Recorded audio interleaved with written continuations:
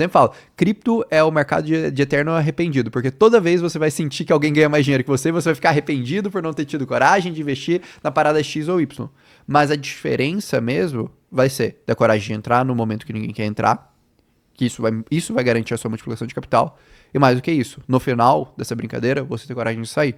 Porque o problema da maioria dos investidores de cripto, ninguém sabe a hora certa de sair e ninguém respeita o ciclo. Porque à medida que o ciclo vai se consolidando, todo mundo vai chegar no teu lado e vai falar, pô, mas agora é diferente.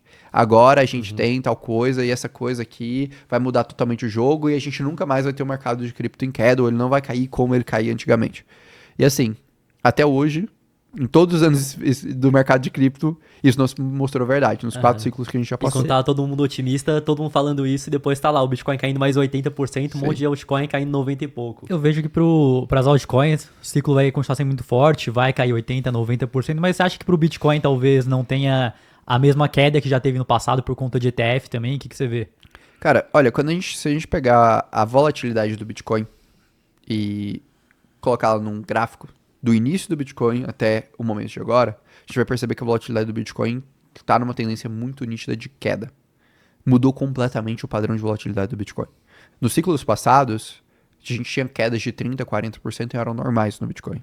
Hoje, nesse ciclo, a gente não teve nenhuma queda acima de 20%, 25%. Então, eu acho que assim, o Bitcoin se tornou menos volátil, muito pelo tamanho que ele tem. A gente está falando de um ativo de $1 trilhão.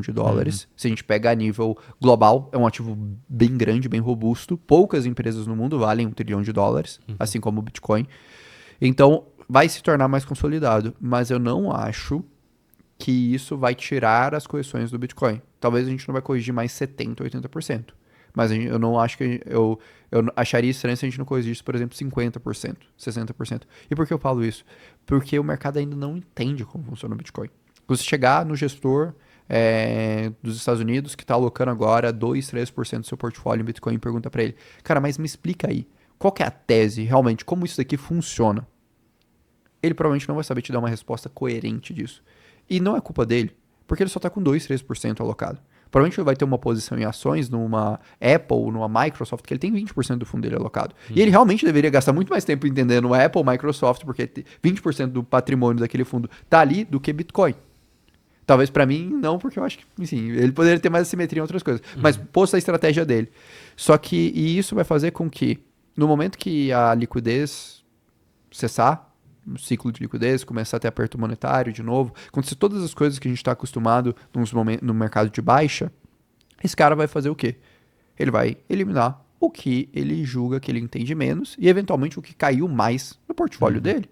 Então, é um processo natural. É a mesma coisa. Pode ter até uma pressão dos próprios investidores falando, não, o Bitcoin tá caindo, não é mais isso, e ele... E é normal, assim, cara. Às vezes a gente tem aquela visão, quando você está do lado varejo, que o investidor institucional é um gênio, que ele entende tudo e que ele sabe de tudo e que ele tá estudando pra caramba. Não, cara, o investidor institucional também tem sentimento, também tem medo, também se arrisca e muitas das vezes o smart money não é tão inteligente quanto a gente julga que ele é. Só que a gente tem que entender também a alocação de tempo. Cara, pega qualquer gestor, qualquer gestora, cara. Você vai alocar naturalmente muito mais tempo do que você tem mais dinheiro investido do que o que você tem menos dinheiro investido. E aí você entender as nuances daquele mercado se torna naturalmente menos provável. Então, quando mudar a estrutura, você vai acabar tomando menos risco. É um processo super natural, faz parte do jogo. Eu acho que cripto ainda está sujeito a isso. O dia que cripto se tornar um mercado talvez de $10 trilhões, $20 trilhões, o dia que a gente parar de ter essa visão que cripto é 1 a 2% do portfólio e cripto virar 5 a 10% do portfólio, aí tudo bem. Aí eu acho que a gente vai parar, por exemplo, de ter esse receio de ter que sair do Bitcoin no final de um ciclo, etc. Mas enquanto isso não acontecer, eu ainda acho que a gente vai estar sujeito a essa volatilidade. A gente ainda não cruzou o abismo da adoção final de cripto. A gente ainda talvez está há 5, 10 anos disso acontecer. E outra questão que eu vejo, que muitas pessoas até se confundem o que é o Bitcoin. Então tem gente que vê, não, que o Bitcoin vai ser moeda de troca, outros veem como uma reserva de valor. Como que você vê o Bitcoin?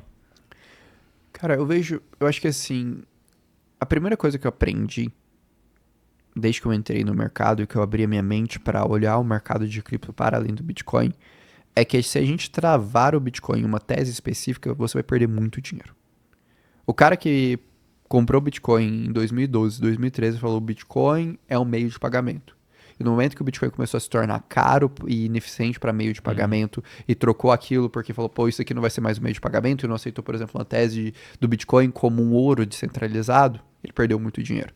E assim sucessivamente. Então, hoje, qual que é a minha interpretação do Bitcoin? Bitcoin caminha muito bem para se tornar uma reserva de valor, um ativo descorrelacionado a outros mercados, porque a estrutura, a independência que ele existe é clara, mas ele é uma reserva de valor em construção. E enquanto ele se tornar uma reserva de valor em construção e a gente não tiver convicção nele, certeza que ele é uma parada que funciona, que faz sentido, a gente vai estar extremamente suscetível às volatilidades e à liquidez do mercado. Não invista hoje em Bitcoin achando que o Bitcoin é a solução, um hedge para inflação, um hedge para todos os problemas, porque o Bitcoin vai oscilar sim de acordo com o mercado, a menos que a gente esteja em casos extremos. Na média, o Bitcoin vai se comportar parecido com o que existe disponibilidade, liquidez e estrutura de mercado. Agora, se você perguntasse para mim hoje como eu enxergo o Bitcoin, eu enxergo que ele está encontrando esse caminho. Hoje o institucional já tem uma noção do que o Bitcoin é, como ele funciona, da possibilidade de custodiar ele da forma correta, da possibilidade realmente dele brigar num futuro com o ouro quando ele se tornar, expande sua adoção. Mas eu vejo uma outra narrativa surgindo muito forte no Bitcoin, que surgiu a partir desse ciclo agora, que é a possibilidade de programabilidade do Bitcoin. Então hoje a gente tem os runes, a gente tem a ideia de criar segundas camadas do Bitcoin viabilizando programabilidade, e eu não acho que isso vai morrer. Eu acho que isso vai ter ali, vai ocupar uma parte do Bitcoin, porque financeiramente é interessante para os mineradores, para validação, para a segurança da rede, e também para a galera que está no mercado de criptos para especular também é interessante. Então provavelmente o Bitcoin vai dividir um pouco desses dois holofotes. Qual narrativa dessas duas que vai crescer mais? Isso realmente vai ser muito interessante passar os próximos 5, 10 anos assistindo, entendendo e vendo toda essa evolução. Mas não dá pra gente cravar. Mas a minha visão hoje é isso, a minha percepção. Pro institucional, Bitcoin caminha nessa lógica. Reserva de valor, ouro digital, é uma narrativa muito fácil de ser entendida. Agora, eu acho que existem outras coisas que estão sendo desenvolvidas dentro do Bitcoin e a gente tem que levar isso em consideração, porque isso vai fazer parte da nossa jornada. Explica um pouco pra galera como que funciona essa parte do Bitcoin agora, das segundas camadas, que ocorreu basicamente nesse ano, né? Tá bom, vamos lá. Isso aqui é um pouquinho técnico, eu vou tentar ser o mais didático possível. O Bitcoin, ele é uma blockchain que a sua estrutura inicial não permitia que você criasse nada além de só transacionar bitcoins. A blockchain do Bitcoin foi criada pura e simplesmente para ser um livro-razão onde você envia e recebe bitcoins. Ponto. Um dado momento, lá em 2022 para 2023, um programador olhou para isso e falou: cara, e se a gente criasse um padrão para marcar os bitcoins? E para definir um grau de raridade para um Bitcoin não ser igual a um Bitcoin. E aí ele levantou essa bola. E aí ele cunhou o conceito de ordinals. O que seria os ordinals? Sabe quando você pega uma moeda? Você tá aí em casa e você pega uma moeda, sei lá, de 50 centavos. Uma moeda de 50 centavos ela tem um ano, por exemplo. Você vai reparar que a maioria das moedas de 50 centavos, elas valem 50 centavos. Mas às vezes uma moeda de 50 centavos produzida no ano X e que, sei lá, o rostinho do cara é um rostinho diferente, porque deu um erro de cunhagem, ela às vezes vale 50 reais. Por quê? Porque ela é uma moeda rara. Então, na prática, qual foi essa primeira introdução? Foi essa ideia. Vamos criar um padrão dentro do Bitcoin para identificar as moedas do Bitcoin de formas diferentes. Só que no caso a gente não vai identificar as moedas do Bitcoin, mas a sua menor unidade, que é o Satoshi. O Satoshi é basicamente 0,00001 Bitcoin. A oitava casa decimal. Exato, a oitava casa decimal de um Bitcoin. Então a gente vai definir isso. E aí criou-se um padrão do que é um Satoshi raro e o que é um Satoshi não raro. Então, por exemplo, o Satoshi que foi minerado no bloco que o Satoshi Nakamoto minerou. Esse Satoshi é um Satoshi raro porque ele é associado àquele bloco, àquele evento. Ah, ele consegue ver desde o início, não desde somente... Desde o início. Você pega cada Satoshi, você consegue rastrear ele desde o momento que ele foi criado.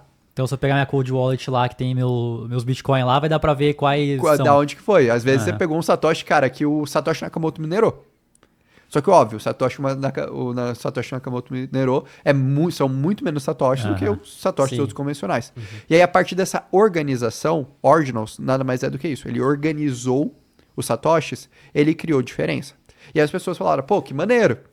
Aí um cara teve a brilhante ideia, pegando nessa questão, e pegou uma outra atualização do Bitcoin, chamada Taproot, que permitia que você colocasse comentários nas transações que você fazia na blockchain.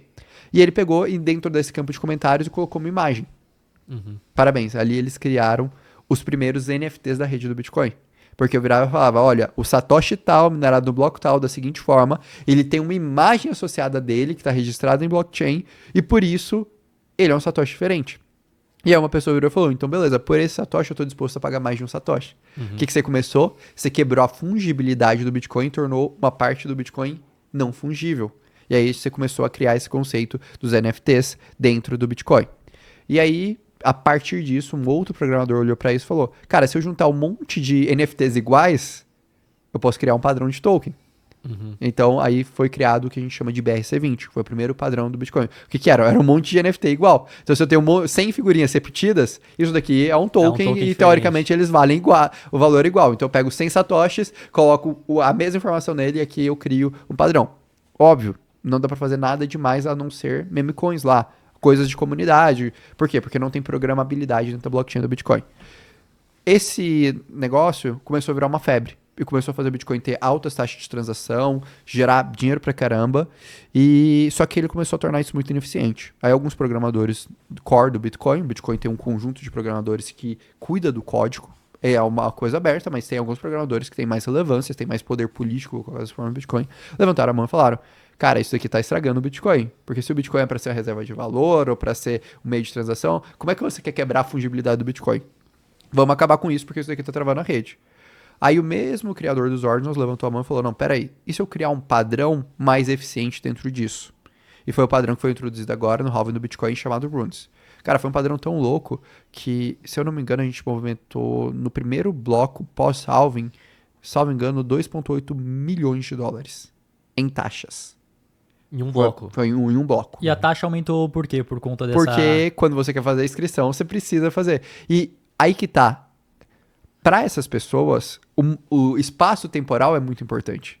Então, por exemplo, as meme coins do Bitcoin, que são os runes que a gente conhece, todas elas foram, em grande parte, as meme coins relevantes, mineradas no bloco do halving. Porque o bloco do halving é um bloco histórico.